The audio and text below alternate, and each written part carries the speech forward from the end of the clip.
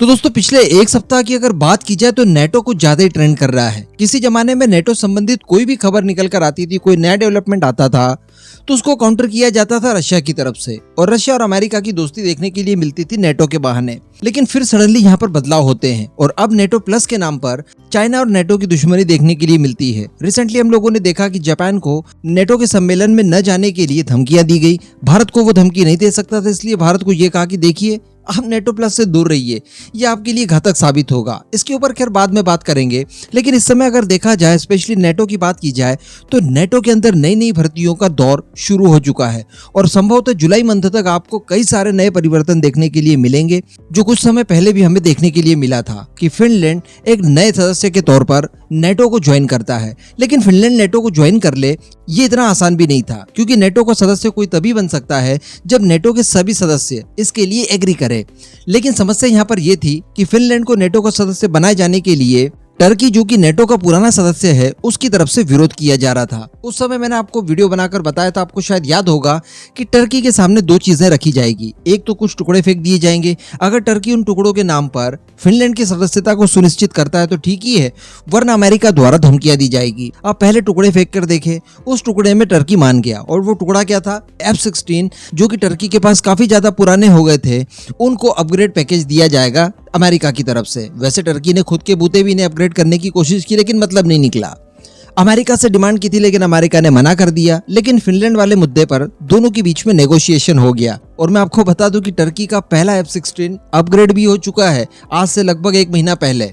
लेकिन दोस्तों अमेरिका के सामने एक और चुनौती खड़ी है, और वो चुनौती है स्वीडन के नाम से। यानी स्वीडन को भी अमेरिका चाहता है कि नेटो में भर्ती करवाया जाए, नेटो का सदस्य बनाया जाए, लेकिन इसका विरोध भी फिनलैंड की तरह टर्की द्वारा किया जा रहा है।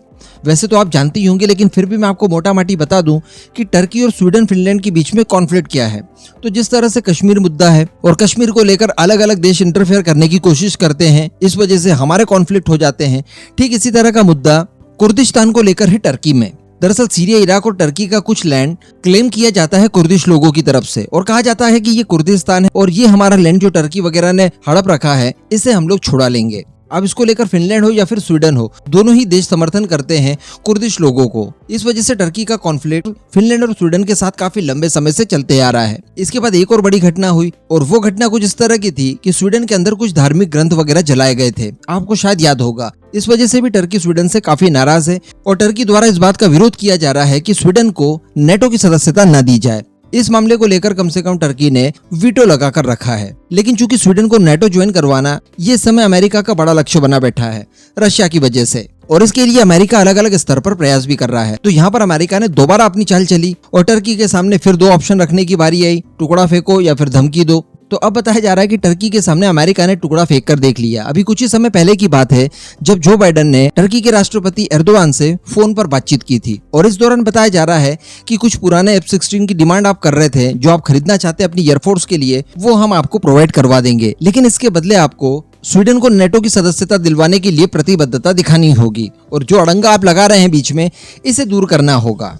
अब एक्सपर्ट्स का ये मानना था कि अमेरिका की ये चाल काम कर गई थी और टर्की लगभग इसके लिए तैयार हो गया था। लेकिन समस्या यहाँ पर यह है कि इस्लामिक वर्ल्ड इस समय टर्की के ऊपर प्रेशर बना रहा है। वो जो धार्मिक ग्रंथ जलाने वाली बात निकलकर सामने आई थी, ये सबसे बड़ा मुद्दा बना बैठा है। अगर टर्की यहाँ पर स्वीडन की सदस्यता को सुनिश्चित करता है तो बाकी के जो उसके इन्फ्लुएंस वाले देश हैं वो उससे नाराज हो सकते हैं। इस वजह से काफी ज्यादा मुश्किल में टर्की फंस गया है। अभी इसी दौरान हुआ ये कि अमेरिका के विदेश मंत्री एंटनी ब्लिंकन स्वीडन के विजिट पर गए थे। वहां पर स्वीडन के प्राइम मिनिस्टर की मौजूदगी में पत्रकारों द्वारा एंटनी ब्लिंकन से ये पूछा गया कि क्या टर्की के साथ आपकी कोई हिडन डील हुई है जिसमें आप टर्की को F-16 प्रोवाइड करवाएंगे और उसके बदले टर्की स्वीडन की सदस्यता नेटो में सुनिश्चित करवाएगा। तो इसको लेकर उन्होंने गोलमोल बातें करके कुल मिलाकर मामले को टालने जैसी बात कही।